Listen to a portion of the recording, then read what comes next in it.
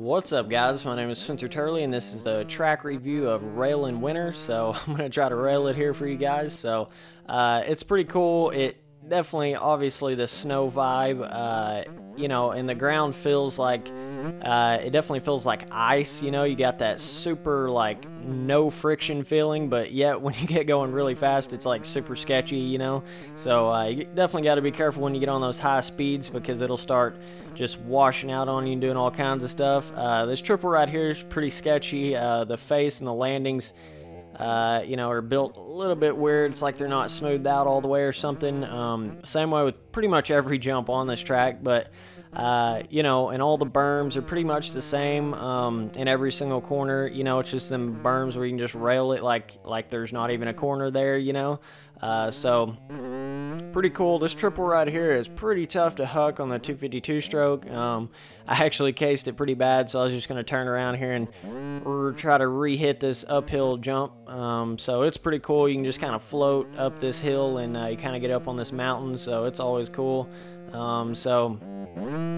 But the trees and stuff, all that good stuff fits in. Definitely the winter vibe, but there's a lot of flat parts on this track. That's kind of my really only complaint, is there's just a lot of flatness to it.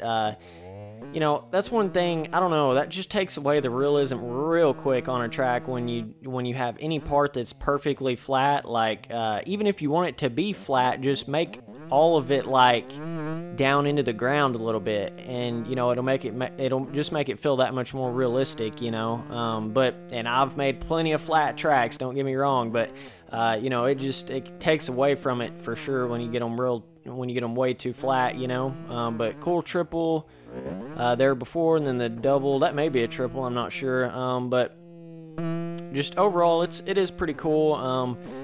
Not very rough, not very many ruts. You kind of sweep back on the track right here for the second lap. There's a little supercross track thing off there to the right. I rode like a lap on it, and I was like, I'm not really trying to show footage of this because it's just like 3 or 4 lanes of your average supercross track, and the jumps are built kind of like this right here, and they're just it's like they're not smoothed out, a bit sketchy. So I was just going to show the motocross track here. So but a couple of different options, through all the different sections.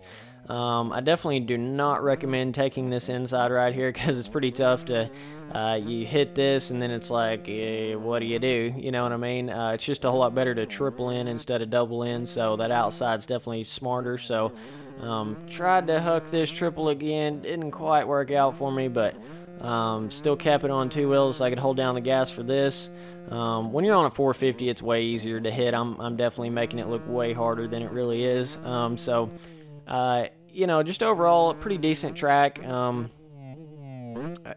I would really recommend is just have the jumps a little smoother and not as much flatness to the track, Take the inside right here, jump over some trees, pretty cool. Definitely don't want to come up short there. You'll get some splinter action going on, so anyways, I'm going to give it a 7 overall, and I'm going to say the track difficulty is hard. So that's it for this video, guys, and I appreciate you guys watching. Thanks.